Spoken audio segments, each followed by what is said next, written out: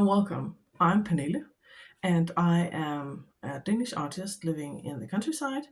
I have been working in sketchbooks and illustrated journals for the past 10 years, and before that, I was an arts and crafts teacher.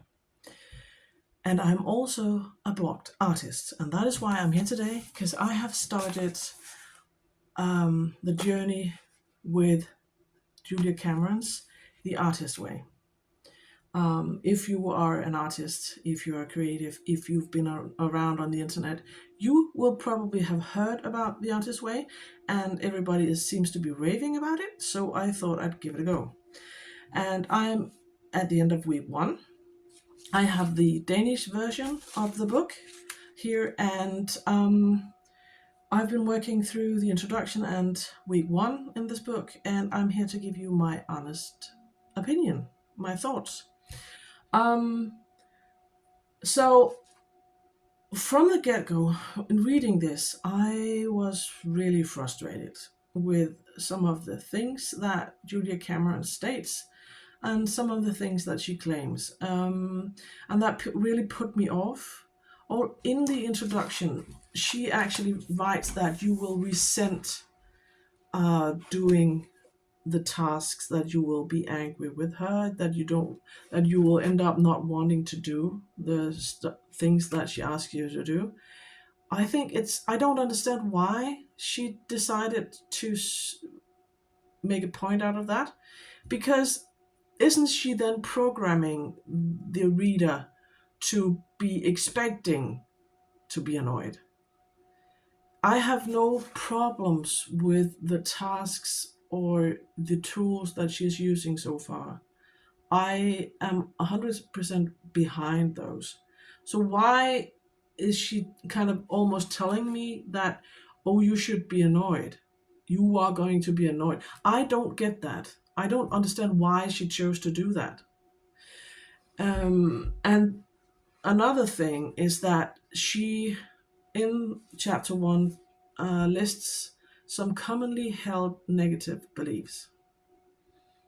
And that frustrated me even more. I'd like to know if Julia Cameron actually did any kind of research before making this list, before claiming that this is commonly held negative beliefs, or if she just thinks that it's something that is a commonly held negative belief. For instance, she writes, I have the Danish version, so I don't know the exact words in English, but she states that if you, the one of the commonly held negative beliefs are, I'll get cancer, AIDS, or have a heart attack, or the plague. What? What? And another one that bugged me even more. It will dawn on me that I am a gay. What? It just, it's so bizarre. Some of the stuff that she claims are commonly held. I am 47. I've met a lot of people in my life. I've met a lot of artists and creatives in my life, and shadow artists, as she calls them, people that are suppressed artists. Never have I ever met anyone who had those weird claims and that weird beliefs. And that is why I am wondering, did she do any sort of research? So from the get-go, I've been really annoyed with this book, and I really wanted to like it. So I decided to see past this nonsense that she writes and focus on the tasks and the tools, because I really enjoy those, and I really agree with some of the things she writes about that. I've been a journal keeper since I learned to write, so for almost 40 years. So using a journal as a tool to process my feelings and my experiences and my thoughts are feels natural to me. So I really have been enjoying doing the morning pages. Before starting this, I didn't journal every day. I journaled whenever I wanted to. Um, but it has been it has become my favorite part of the morning. Um, and one day I had told myself, because I knew we would be busy, I told myself that it would be all right if I just waited a couple of hours in the morning to do the morning pages. I decided that the evening before, but when I woke up that morning, it just felt wrong not to start my day with the journaling pages, the morning pages. So I can see myself building a habit using those on from now on. And the idea behind the artist date, I I can also totally agree with that. Of course, you have to go out and get inspired to create art, to get new ideas, to go out and experience new things and go on an adventure. Of course. So I did ease my way into it this week. I went on an urban sketching trip to the old part of the town, Fredericia, where I live close to. There, the old town part, the center of the town is surrounded by a rampart, and I found one of the old buildings there, a tower that used to store ammunition. It's a really, I think the color is just vibrant yellow, and it's just such a beautiful old building. So I decided to sit in the sunshine and draw and just have some time to myself, and it was a perfect day.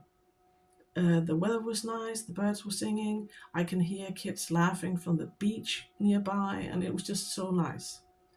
But I learned something that day, because the main thing that I have been working through this week with the Artist Way is uh, what she calls your enemies, and your negative beliefs. Your enemies being people from your past that have influenced your creativity and your thoughts around your creativity in a negative way, that have done something or said something that has sort of traumatized you in some way. And as I was sitting there in the sun, really enjoying myself, an elderly lady passed me. And as she was passing me, she made this noise. um, and it, it immediately, all of these negative thoughts bubbled up from, to the surface. Like, does she think I'm weird? Does she think it's weird that I'm sitting here? Doesn't she like my art? Am I a bad artist? Is this drawing that I made, is it bad? Um, and before actually reading chapter one, and before starting, if something had happened at that point, it would have ruined my experience. It would have ruined it for me. But I stopped myself in that moment, and I thought to myself, no, I'm not going to let something as insignificant and as this sound ruin my day. I don't even know if it was me she said that noise to. I don't know if it was something. Maybe she was thinking about something else. Maybe I wasn't the cause of that. So why let something as insignificant as that ruin my day? And I've been thinking a lot about those enemies and negative thoughts, and really working through that um, as they've been popping up throughout the week. Um, and I also enjoyed, one of the tasks in the week, she asks you to write a letter to your editor and to someone that you are thankful for. Someone, to your editor, to kind of, in your own defense, to defend yourself and state, why am I a great artist? Why are my enemies wrong? And the other letter is someone who has supported you and your art in some way. I really enjoyed those tasks, and I've been working through all my negative thoughts and changing them and turning them into positive affirmations. That's the other thing she writes about in chapter one: using positive affirmations. She wants you to write them out in your book. I've also been using them as sort of like mantras throughout the day, um, because it dawned on me that some of the stuff that I've been dragging around happened over 30 years ago. Why am I letting something an insecure teenage boy said to me in college 30 years ago influence how I feel about myself as an artist today? So I'm claiming that title back. I'm claiming that title. I am an artist. I've struggled with that. I've struggled with actually calling myself an artist. And so from this time onwards, I am going to document my journey with Julia Cameron's book, and makes a more vlog style um, videos about my experiences and what I'm up to, I think. Uh, and even though, because I'm right now entering a new stage of my life. Um, my kids are growing up. My daughter is turning 20. And that's something that dawned on me this week, that my own thoughts, and that's on me, my own thoughts about motherhood and being a mom, um, and that was only on me. I believed when I was younger, and up until quite recently, that I was a bad mom if I prioritized my own needs.